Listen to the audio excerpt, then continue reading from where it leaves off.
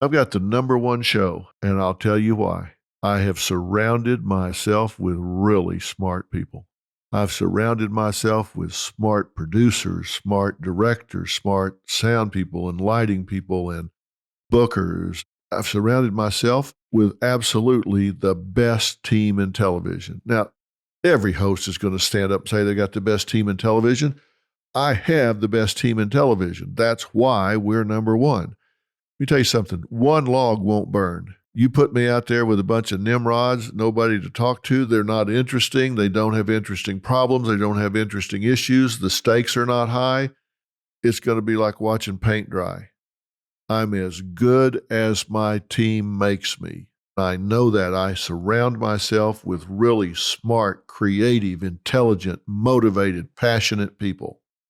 At Dr. Phil, money is paid, but it is not about the money. You cannot pay people enough to work the way these people work. You cannot pay them to be up at 3 o'clock in the morning talking to a victim of domestic violence and getting her to a safe house.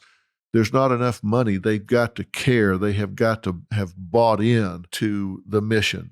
So how about you? Who do you need to surround yourself with? You want to surround yourself with people that'll help you push the rock up the hill, people that want to see you succeed. So you need to recruit those people around you. Make a list. Do you need a good friend? Do you need somebody that can help you and support you with your exercise? Do you need somebody that can be empathetic with you as a mother or as a single mother? What do you need in your life? Don't just be standing on the corner in Winslow, Arizona, and just whoever walks by, like, hey, yeah, you're the first person to come by, so I guess we'll be life partners. No, that's not the way it works.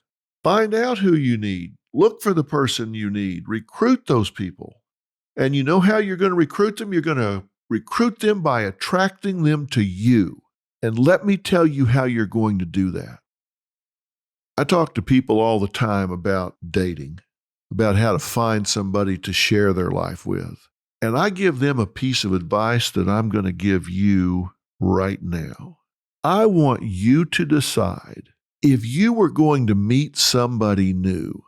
Well, let's just say it was in a dating situation. We can use that as an example. It doesn't matter. But let's say you're going to meet somebody new and you don't have a lot of time with that person, maybe an hour, hour and a half, 30 minutes, I don't know. What is the one thing that you would want them to take away from that encounter about you? Now think about that, because this is really important. If somebody meets you for the very first time and they leave that encounter and they go talk to somebody and say, yeah, I just met Susan, and they say, tell me about her. What is the one thing you would want to be certain she took away from that encounter with you that she would report to her friend in describing you? I tell you to think about that because when you meet someone, you can small talk. Yeah, is this hot enough for you? How about them Cowboys? Did you see the Rams today? Did you see who was on the cover of Vogue? Did you know what about this or that? And you can talk politics or global warming, things that matter. But what about you? What do you want them to learn about you that is your best foot forward?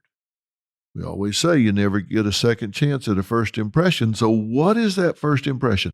What do you want them to take away about you? What's that impression you want to leave? Like I said, if you're on a date, what do you want them to know about you? You meet them for coffee the first time. You don't want to go off with them alone. You don't want to go on some 3-hour date because they may be an undesirable person. So you want to keep it short. But what is it you want them to know about you? What's the most interesting thing about you that would make somebody want to be with you again if you wanted to be with them again? What's the one thing that would be critically important? And you need to sit down and write this down. Now, this is going to sound really funny, but you really do want to write this down because this is your first impression. This is your statement. This is the character of you. This is the character of you, and what is it you want them to know about you? Never met you before. They're going to decide if they want to meet you again. What is it you want them to know about you? See, I deal with this every day because I've dealt with 20,000 guests on Dr. Phil. They walk out there and look me in the eye, and I have to make an impression on them right there. I meet more people than most people meet. Most people don't meet 1,000 people a year, but I do. I know the one thing I want them to learn about me right straight up front. It's not haphazard. It's not different every day. There's one thing I want those people to know about me. Every one of them, for sure. It's a very clear message. You want to know what it is? Well, I'll tell you. I want them to know that I take my role very seriously. There are cameras around, but this is not about TV to me.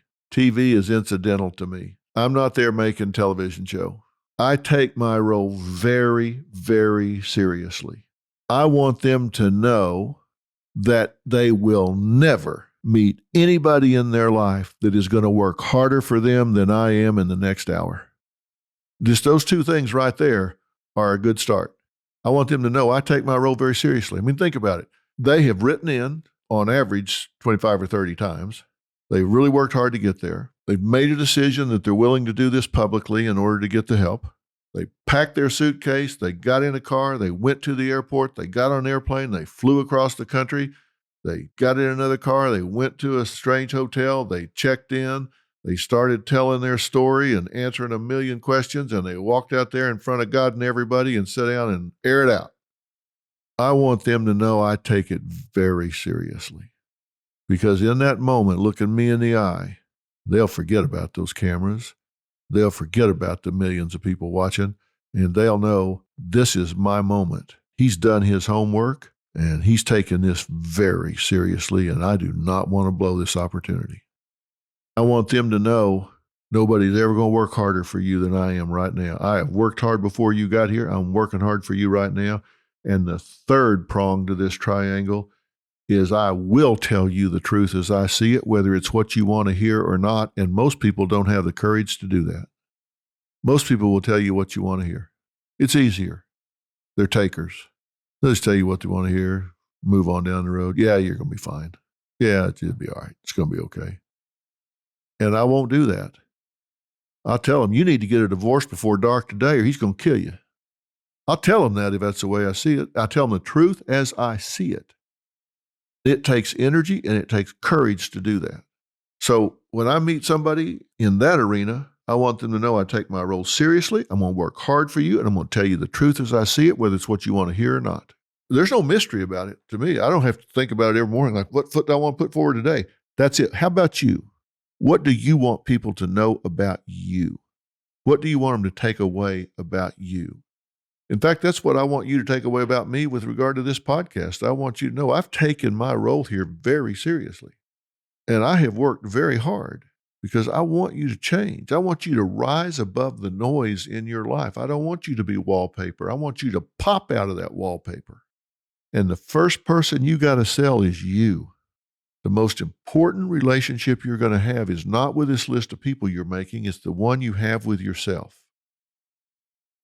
And believe me, there is a certain constellation of your traits and your characteristics that's a bell ringer. You may have 100 traits and characteristics, but there's 5 or 6 in combination presented with conviction that are going to make you highly desirable to anybody you meet. You've got to take the time to figure out what they are. You've got to have the courage to put them out there. And when you do that, these people I'm telling you you want to recruit, they're going to see that in you, and they're going to say, this is somebody I want in my life. This is a nice person. This is a good person. I would do well to have this person in my life. So that's how you fold all this into your life. Remember I said be you on purpose? Be you on purpose. Have a life script. Know your traits and characteristics. Know what you want.